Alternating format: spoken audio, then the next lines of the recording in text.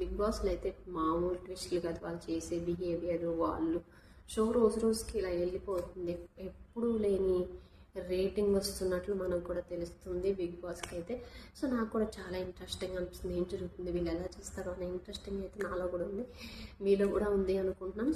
So నాకు ఇక్కడ ఒక పాయింట్ అనిపిస్తుంది ఏంటంటే, ఈ కామనర్స్ ఉన్నారు చూడండి, మొన్నటిదాకా ఓనర్స్ ఉండేసరికి వాళ్ళకి ఏం తెలియలేదు. సెలబ్రిటీలకి పని ఇచ్చినప్పుడు, వాళ్ళతో గిన్నెల్లో వచ్చినప్పుడు, వాళ్ళతో క్లీనింగ్ చేయించినప్పుడు, బట్టలు ఉతికిచ్చినప్పుడు, వంటలు ఇచ్చినప్పుడు, సో ఈ పాయింట్లన్నీ వాళ్ళకి బర్త్డే అనిపించలేదు. వాళ్ళని ఎట్లా రెస్పెక్ట్ లేకుండా పిలవటం, వాళ్ళ ఇష్టం వచ్చింది ఏదో చేయాలి, ఇంప్రెస్ చేయాలి, ఇవన్నీ వాళ్ళు పెట్టారు. ఓకే, వాళ్ళు ఓనర్గా ఉన్నప్పుడు వాళ్ళు కొన్ని బెనిఫిట్స్ అనేవి వాళ్ళు ఎంజాయ్ చేశారు. మళ్ళీ ఇప్పుడు అదే వీళ్ళకి రివర్స్ వచ్చేసరికి వీళ్ళు ఎలా మాట్లాడుతున్నారంటే, అరే ఏంట్రా ఇన్నిసార్లు గిన్నెలు తోమాలా, ఇన్నిసార్లు వాష్రూమ్ క్లీన్ చేయాలా, ఇంత చచ్చిపోతున్నాం రా, నా వల్ల అయితే అవుతలేదురా, నేను కూర్చోలేకపోతున్నాను అని ఫ్రీగా కొన్ని మాటలు అనేది మాట్లాడుతుంది. కళ్యాణ్తో మాట్లాడినట్టు చెప్తుందనమాట. 4-5 సార్లు గిన్నెలు తోముతున్నా, 2 గంటలు తోముతున్నా, 3 గంటలు తోముతున్నా, నేను ఇల్లు క్లీన్ చేస్తున్నా, వాష్రూమ్ క్లీన్ చేస్తున్నా, బట్టలు ఉతకాలి, ఇవన్నీ ఇప్పుడు కామనర్స్కి వచ్చేసరికి తెలుస్తుంది. అంతకుముందు సెలబ్రిటీస్ చేసినప్పుడు తెలీదా, వాళ్ళైనా టాస్క్లు వాళ్ళకే ఎక్కువ పెట్టారు.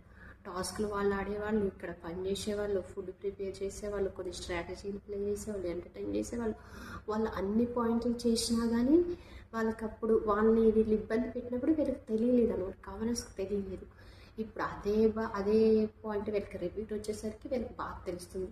సో అర్థమయ్యి ఉంటుంది మనకి, వీళ్ళకి అర్థమయ్యి ఉంటుంది. వీళ్ళ మొహాలు ఇప్పటికే మాడిపోయినాయి, పని చేయలేక వీళ్ళు ఎవరి కాళ్ళు ఇంకా డల్ అయిపోయినట్లు కనిపిస్తుంది. కూడా అంతే, గిన్నెలు గడుగుతూ 2 hours దాకేమో గిన్నెలు గడుగుతూ ఆ లైవ్లో మనం చూసాము.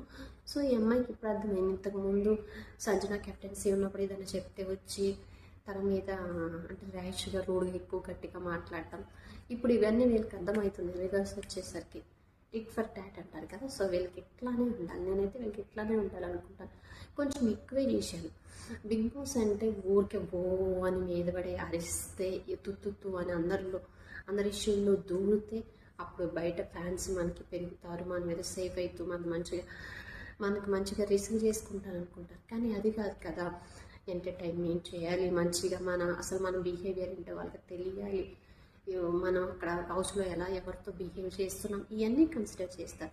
సో ఇవన్నీ మైండ్లో పెట్టుకోకుండా వీళ్ళు మమ్మల్ని ఓనర్స్ చేసిండు బిగ్ బాస్ అన్నట్టు అదొకటి ఛాన్స్ తీసుకొని సెలబ్రిటీ